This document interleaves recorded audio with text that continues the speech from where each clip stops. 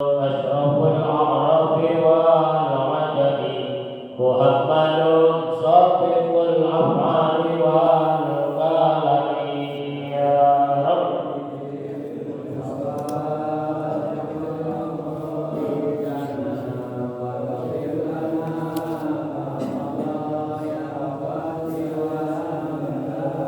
محمد باسط المعروف جامعه محمد صاحب الإحسان والكرم يا رب.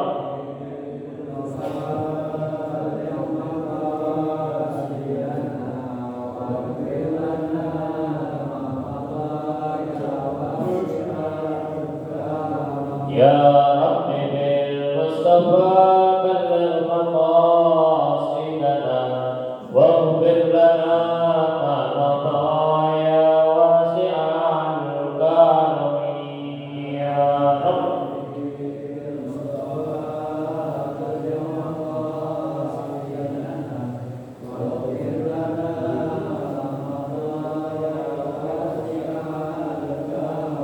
اللهم صل وسلم وبارك عليه وعلى آله.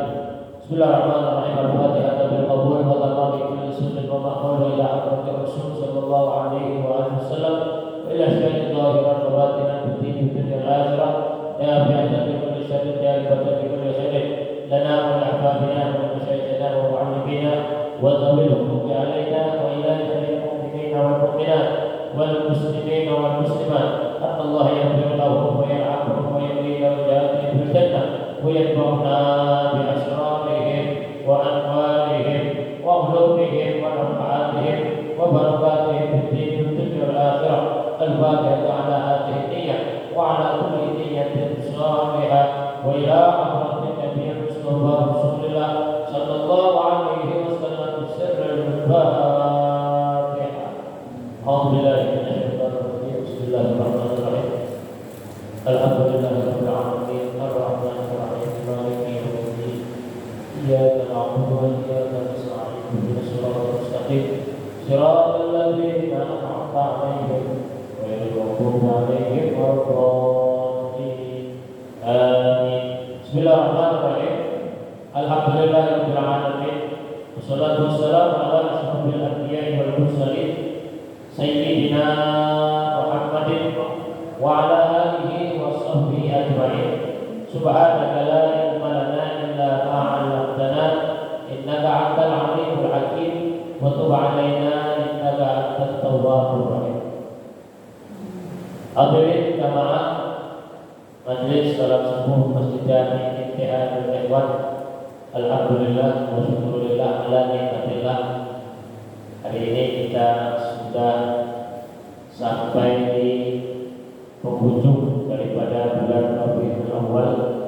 Mudah-mudahan dengan keberkahan daripada bulan Rabiul Awal senantiasa Allah Subhanahu wa taala menambahkan rasa keimanan kepada kita dan Allah berikan kita berbagai macam nikmatnya, baik nikmat iman, nikmat Islam, nikmat sehat walafiat, dan lebih lagi nikmat panjang umur jika masih dapat melaksanakan ibadah kita kepada Allah Subhanahu wa taala.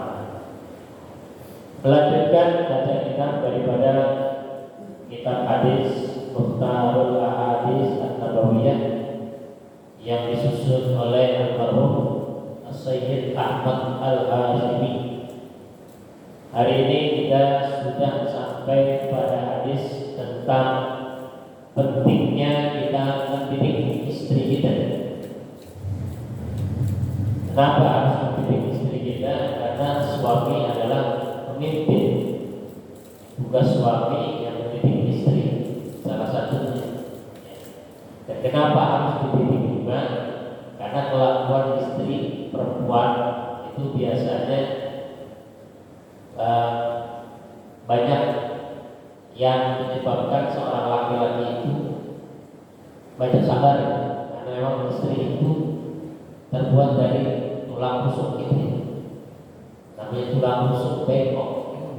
Jadi kalau kata lagu ini kayak apa ya, kita sabar dan perlu banyak nasihat. Ya, Nah ini hadis Nabi Sallallahu Alaihi Wasallam. Kata Nabi, ista'inu 'ala nisa'i bil urfi. Wa inna ihdahunna idza kasrat thiyabuha wa ahsanat zinataha a'jaba al-khuruj. Rawahu Ibnu Adi an Anas. Hadis ini dari Ibnu Adi. Hadis diriwayatkan Ibnu Adi dari sahabat Anas. Kata Nabi Sallallahu Alaihi Wasallam, ista'inu 'ala nisa'i bil urfi. Didiklah 'ala nisa perempuan. Ya. Tapi yang dimaksudkan di sini istri. Kalau kita belum punya istri, barangkali punya adik, ya, punya ponakan yang tinggal sama kita, itu perlu dididik. Ista'inu 'ala nisa'i bil urfi. Didiklah wanita-wanita, istri-istrimu, ya.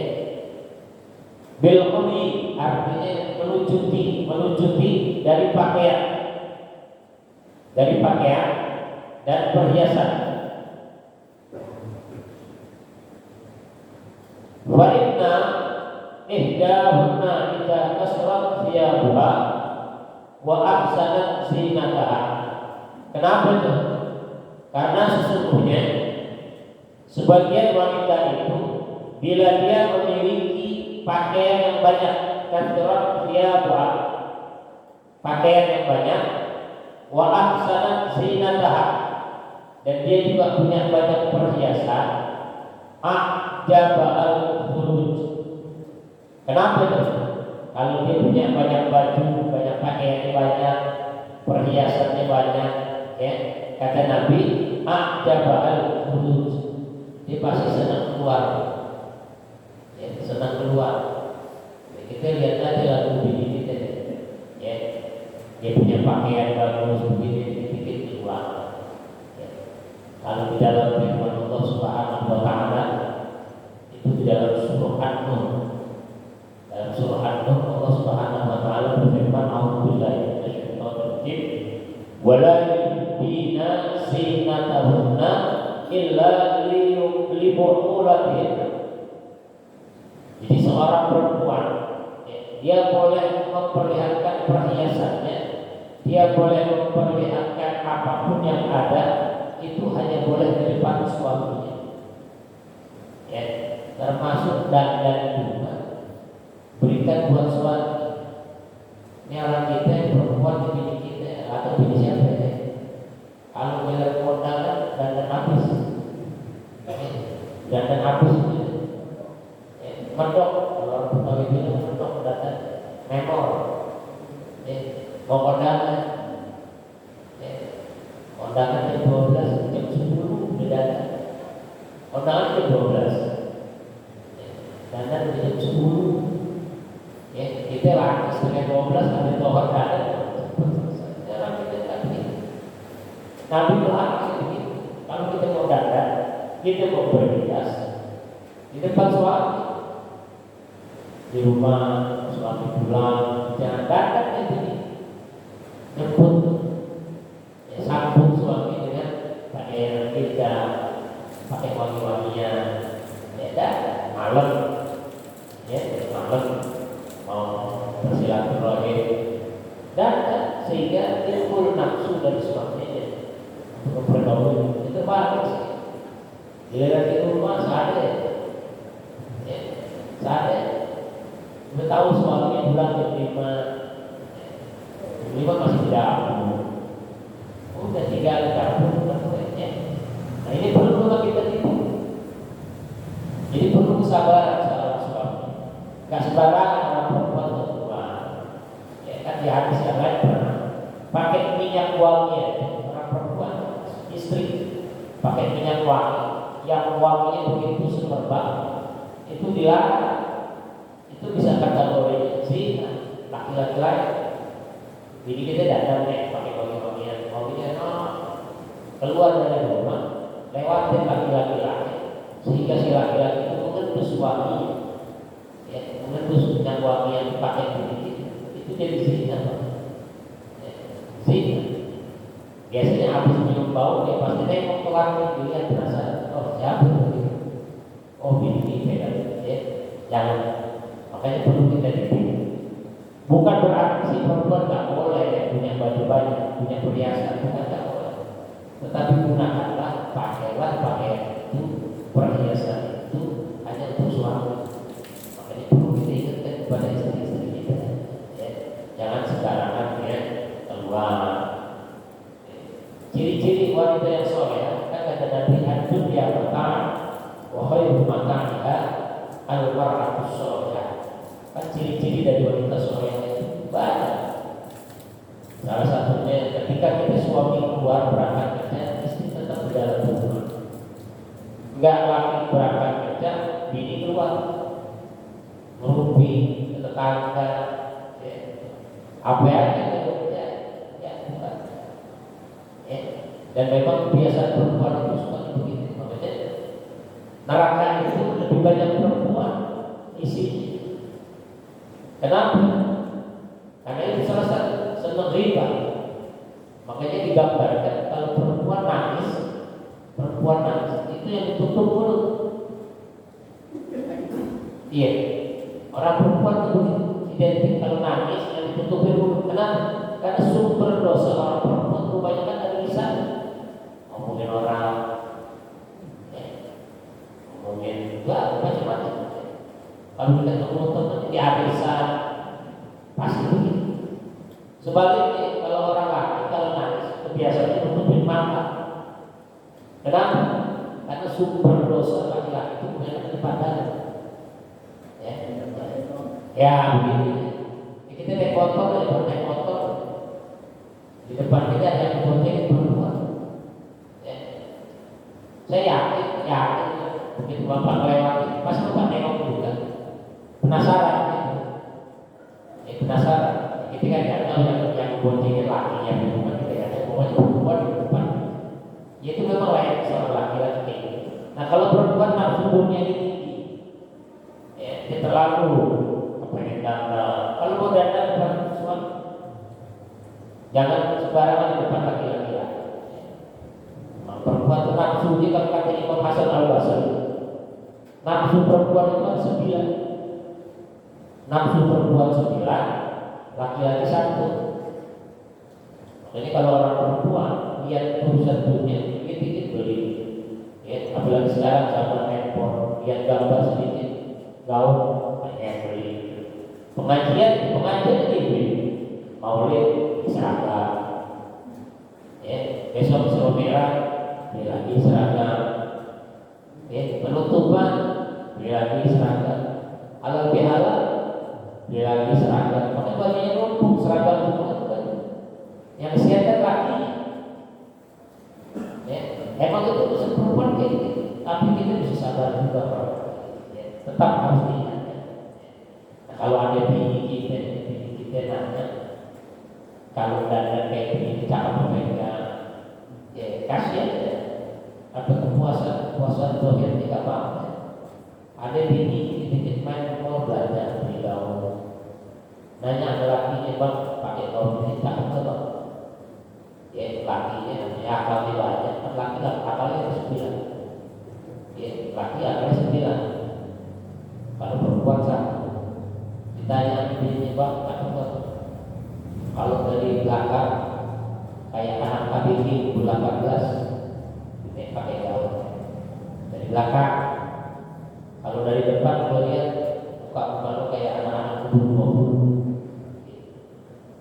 Terus kalau bumi kan bumi lo 22, umur 22. Oh bininya gitu 18 terus 22 tahun, beda 2 tahun. Kalau keseluruhan berapa bang? Bikin bini 24 ya, kan 18, 22, 24. Begitu ditanya ke laki, tinggal dijumlahin aja. 18 tambah 20 tambah 22 berarti 60. Ya segitu dia umur budak gitu ya. Nah, makanya kita sebagai suami punya tanggung jawab, jangan diam lupa. Ya, karena dosa istri jadi dosa kita juga suami. Kenapa? Karena suami tidak pernah melarang, tidak pernah mengingatkan, tidak pernah mendidik. Begitu juga kepada anak kita anak perempuan. Ya. Sekarang dalam kondisi negara kita ini, zamannya sudah semakin modern, pergaulan anak-anak kita lebih bebas. Ya, ini hati-hati.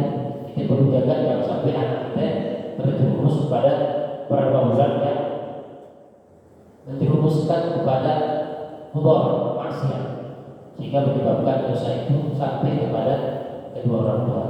Kelak nanti dia berkiamat ketika anak itu masuk dalam neraka, Allah Subhanahu wa taala mendengar permintaan dari si anaknya, ya Allah, ya Allah, aku gak rela masuk ke dalam neraka. Istri juga begitu, aku gak rela masuk ke dalam neraka. Kenapa ditanya sama Allah? Karena suamiku tidak pernah mengingatkanmu, tidak pernah mengajarkanmu, tidak pernah mendidikmu, ya Allah. Jadi kalau mau masuk neraka, aku sama suamiku. Begitu juga anak-anak. Karena orang tua saya tidak mengingatkan, orang tua saya tidak mendidik, orang tua saya tidak mengajarkan saya, sehingga saya terjerumus kepada hal yang maksiat. Jadi jangan dianggap sepele, Pak. Ya, kita jangan punya anggapan udah gede, udah bisa jaga diri, nggak bisa begitu juga. Tetap harus kita kontrol. Apalagi dia masih sempurna. Jangan lupa untuk ibadah. Ya. Kemudian tambah lagi satu hadis ini tentang sebaik-baiknya perkara.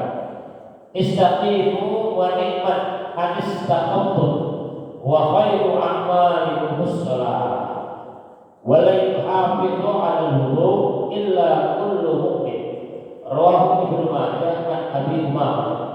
Kata Nabi sallallahu alaihi wasallam, istaqimu, istiqomahlah kamu, wa ni'mat hadis taqaddum. Ya. Jadi kita harus istiqomah dalam perkara-perkara yang membuat kita tetap istiqomah. Wa khairu a'malikum as-shalah, dan sebaik-baik perbuatan amal kamu adalah salat. Wa la yuhafidhu 'ala al-wudu. Ya. Apa kata Nabi? Dan tidak seorang pun yang dapat memelihara wudu illa kullu mu'min, kecuali orang-orang yang beriman.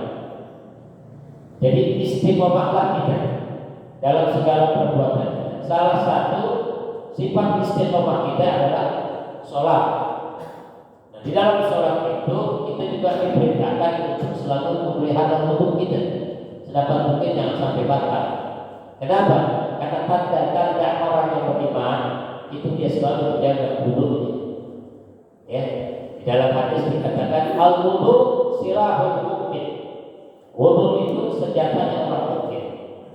Jadi kalau kita marah sama istri, marah sama anak, marah sama siapa saja, segera berwudu untuk menenangkan hati kita. Nah, kalau sudah kita jaga wudu kita, salat. Jadi kunci keistiqomahan kita di dalam hidup ini adalah menjaga salat kita.